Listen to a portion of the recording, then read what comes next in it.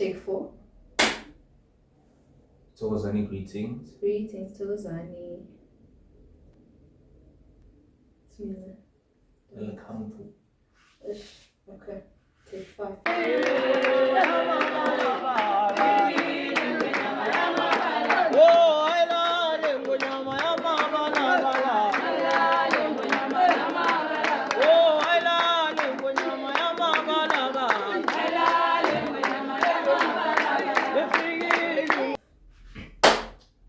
Thokozani, greetings. Greetings, Thokozani. Welcome to Sangoma Soul Speaks.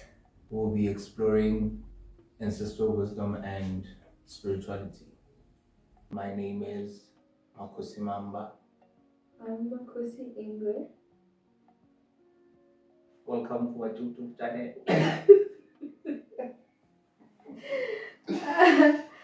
Today we'll be having a conversation about spirituality and African spirituality, the differences, similarities, and basically our opinions about it. So let's get into it. Let's talk about spirituality. What is it? And what does it mean for you? Spirituality, understanding that there is a greater power, greater source, more than yourself. Very true. Yeah. So it's a way of life, I think. It's a way of life, and it's a culture that I practice. Yeah. So, in contrast to that, or in parallel, I don't want to say contrast, because African spirituality, we were saying earlier, is like based specifically why it's African spirituality is because of its location, but the difference between that is that between African spirituality and spirituality itself, African spirituality is rooted in African customs and cultures. Yeah. Respective of which part of Africa you're speaking about. Mm-hmm. For all intents and purposes, whatever we'll be talking about, most of our knowledge, because we don't speak on things we don't know, or not familiar to us when we say. Yeah. We'll be speaking about South African spirituality. Mm-hmm. I agree with you when you say it's a way of life, or rather, we're trying to connect to God or the one source, right?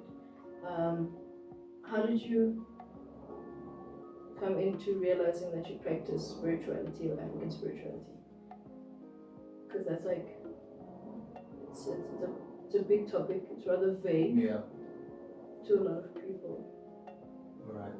I think we should start by understanding that as we grow, whatever that influences us is the environment, it's the people we live with, right? So now growing up understanding what spirituality is, now growing up understanding what spirituality is now understanding now understanding what spirituality is. Right. Spirituality is, as I said, understanding that there is a greater power in that. So as I grow, I get to understand that, okay, I'm practicing spirituality, but in a sense of faith or in a sense of religion, right? Not to say that in any perspective of spirituality or in any kind of spirituality, there's no faith, right? But the faith that was then introduced to me was God, was religion, was the Bible. So I can then not eliminate that from saying that I didn't start practicing spirituality from a young age, right? Okay. So point of reference about me understanding what spirituality is probably when you know the adolescent stage. Yeah, that's when then you get to understand or know what we are practicing as faith people who are praying to God. It's spirituality, right? So then we can then go forward and say there's spiritual awakening, where you get to understand that spirituality is not then only religion, but it's so vast. It's just a lot. So answering your question, I understood spirituality in those ages, and then but before spiritual awakening, I think we need to make because then that. what you're saying is like prior to your spiritual awakening, you were practicing religion. Yeah, but then what I'm trying to say is that even a religious person would say, I am practicing spirituality. Do you think they understand what the difference is between practicing religion and practicing spirituality is? Or would they just say it as it's one thing, group it under one thing? I wouldn't answer for them, but I would answer For yourself? for myself. Yeah. Because It's tricky. it's tricky, I don't know now. But for me, it was a matter of religion. Okay. As I said, as I grow to understand that spirituality is about understanding that there is a certain power that is that is above yourself, you know. So then I got to understand that as much as it is religion, because religion, we must define it as it can be a custom and a way of living too, because now religion also has its guidelines. Religion also has its boundaries. So there are certain boundaries that as a religious person you don't have to like cross or over. Yeah. You understand? So in the midst of spiritual awakening, then that's when you get to understand that religion and spirituality is not the same thing, right? But we cannot take away the fact that they are practicing spirituality. So there's a certain similarities in spirituality. You are not boxed, you understand? So me saying that you're not boxed is that there are certain things that you have to do with understanding if we are doing the right thing based on the universal law of saying, for example, it really does not need religion to understand that you don't have to kill a person, right? So it's a conscious thing that is there. So you don't need a certain reason to understand that this is bad.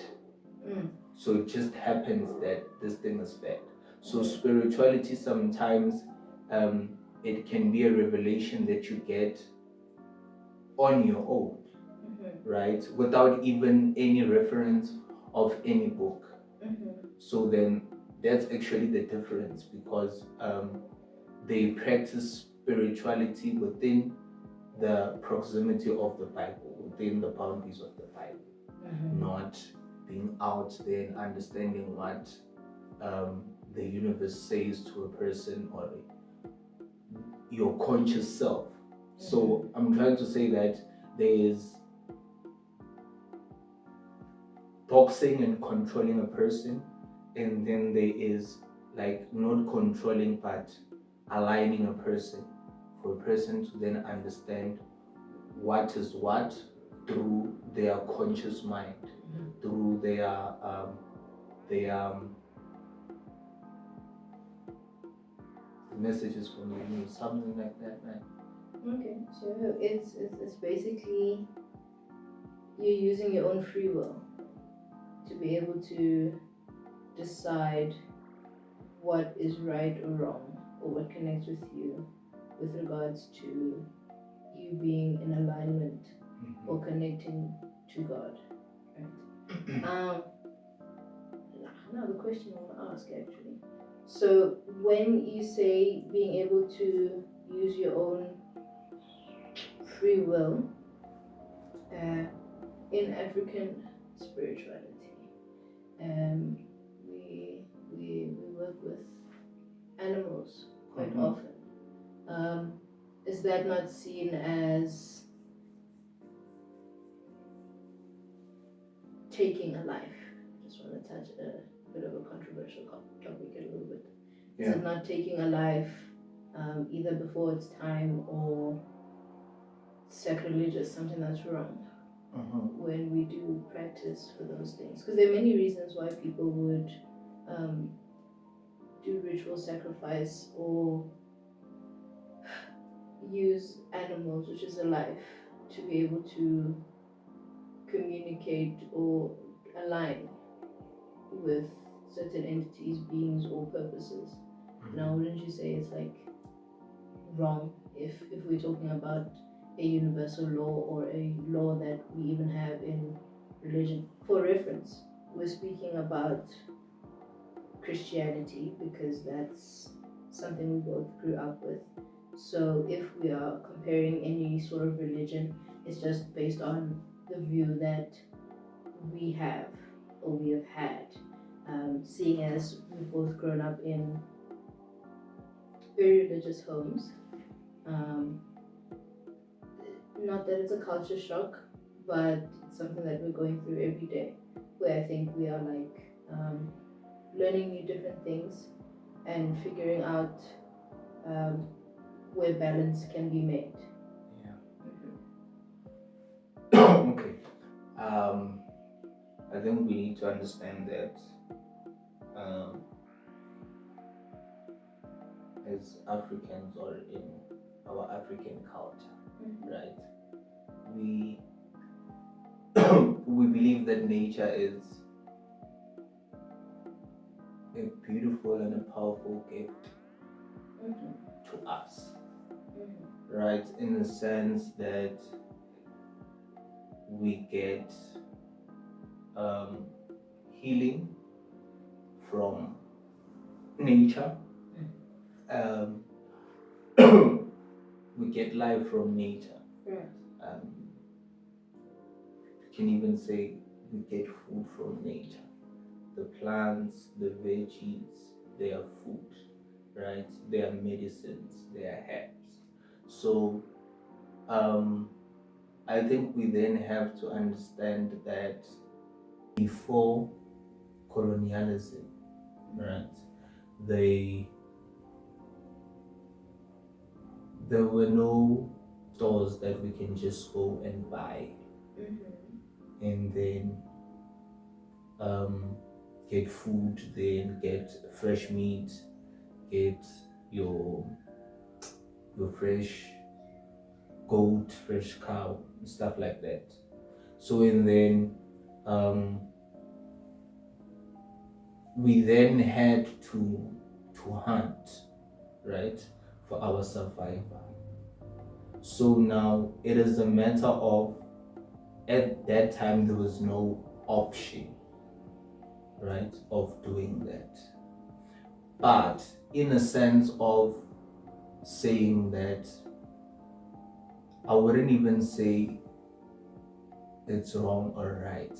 I can say it's a universal thing because I don't think there's a certain country that really doesn't eat meat. So obviously I don't think they wait for the animal to die so that they can just take it and eat, right? So there's hunting that is then considered legal because now we have rules of saying, cannot hunt this, it's illegal. Probably you need a certain card, for you to hunt such things so that you can get this certain meat, right? So coming to this thing of ritual as African cultures, right? We believe that as we believe that sacrifice is not actually worshipping. We are not worshipping anything. So this it's a celebration on its own, as we can put it, because sukela kudala, like mandulo, when there is umgidi or stuff, we know that mabutho fanele hambe and then on hunt so that we can have meat.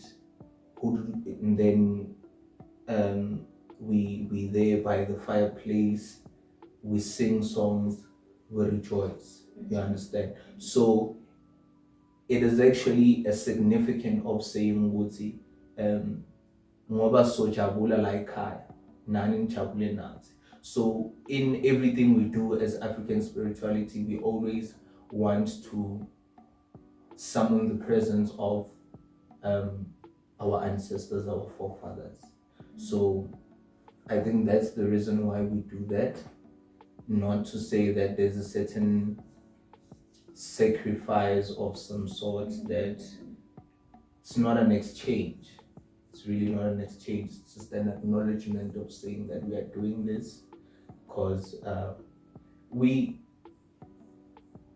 and in African cultures, one thing I have picked up is that even in worst cases, it's either it's a funeral or what, there's a celebration. We need to slaughter. You understand? Not to say that we are slaughtering this so that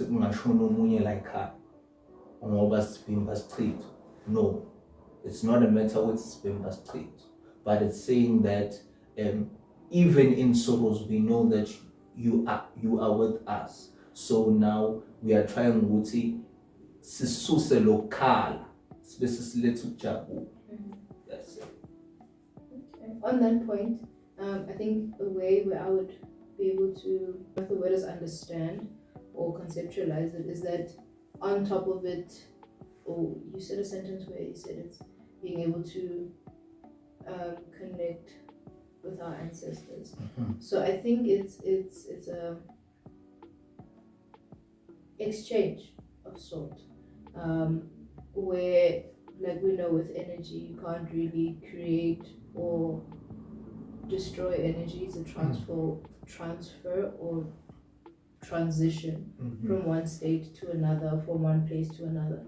So in order to either ask for something or ask for something to be removed or for the presence of, there always needs to be some sort of exchange, right? So we use animals for sacrifice because we can't really use people. We use animals as a sacrifice to kind of buy favor to our ancestors, right? Whether we're asking for a cleansing, whether we're asking for luck, whether we're asking for bad luck to be removed, so on and so on. We use that, or the sacrifice of the animal, to be able to communicate or like sign a contract with our guides and ancestors, so that they're able to have the strength or the power or the means for them to do what they need in their realm to be manifested in ours, right? Okay. So, I just need to understand something. So you're saying it's a matter of an exchange, right? Right. So, as you say, it's an exchange because we want to cleanse something, and they must. Why must it be an exchange? I got the fact that you were talking about energies, and that you have to to do something so that you can get something back. But then these people, they're your parents. These people, they're your parents. So are we saying that, because we really need to make it logical in the sense that now you go to your parent, you ask something, right? Your parent gives you money for whatever, not even expecting it to come back, right? So you are saying that the principle that is happening now and that is working for us, that we can just, please, can you borrow me this? Please, can you give me this? And then you don't bring it back, right? And then in the ancestral realm, you are saying it's not the same thing. How is it not the same thing? Because we are talking about people who are in your blood lineage. We're talking about people who are your parents, basically. Because for fathers, I think and stuff. I think with that, man, it's hard to asking me a hard question. It has to be an exchange. Why I say it has to be, because I think that's just how the universe works, where not necessarily nothing comes for free. That's why I said you're buying your ancestors. When I was saying you have to buy your ancestors, or you have to buy your guides, it's a matter of a transaction. Law of universe is cause, reaction, act, react. For something to be created, something must be given. So you are not performing magic. For your guides to be able to do something for you or meet you at a certain level, there needs to be a certain contract that is signed. Now, when you do that with a blood sacrifice, that's just how, I guess, African guides work. I presume it works the same with ancestors in general, where a life or life force is given for a certain reason, and then you receive what you're asking for. So it's not done without intent, if that makes sense. So you're not just slaughtering left, right, and center. You only do it when you need to, because there are rituals and ceremonies or things that you would ask or do where you don't really need a blood sacrifice. As I said, it can be something as small as you leaving a piece of your hair when you go and fetch, or you go and dig out scatter. Okay. Let me just put it bantu to say, if a person comes to you and say that I view as a person Oilomori or let's in a Christian background, comes to you and say, you're slaughtering. Are you not doing a demonic thing? Because why would you slaughter in a sense of getting something from the universe? Why don't you just pray for it? Why don't you just, okay, even though you're saying you trust your ancestors, why don't you go through the procedures of Hopatla and stuff? To a point where you have to get to a point where you need to sacrifice an animal, because now you said even you can even exchange your hair, right? Dig it in and put it in there because of you have taken something from nature, you have taken something from your nature, when muntu, your herbs, right? And then another person would say, why are you doing that? Because a person can just go, some people can just go and then be like, it's fine.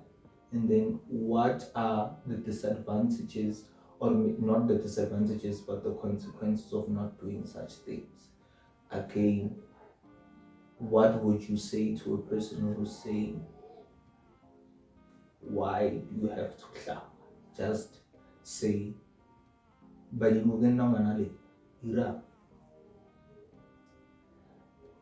what I'm saying. It's a transaction that needs to occur. The laws of the universe dictate or say that energy cannot just be created or destroyed. It's already something that's there. Now with the word manifestation itself, there has to be some sort of input, there's a process, and then there's an output. So the manifestation actually happening is the output, right? So when we say the importance of Mhlaba, it's now, as I said, the way Badim work, it is a blood contract. Now, I don't to demonize something is it's very easy for somebody who won't see the importance or understand the importance of why you need to do it. It's not like you can give them your prayers. We don't worship, but you understand, we communicate with them. So it's just something that's there. I don't know if somebody can be able to communicate better on it, but it's just the way it's been done for eons. Even in Christianity, it's for the sins of the lambs or the sheep of God to be removed. Jesus had to die. It was a blood sacrifice for everybody to be cleansed of their sin, as long as they give themselves, mind, body, and soul to God. You understand? So I guess that there's the difference in that sense, where it's just that way. There needs to be some sort of transaction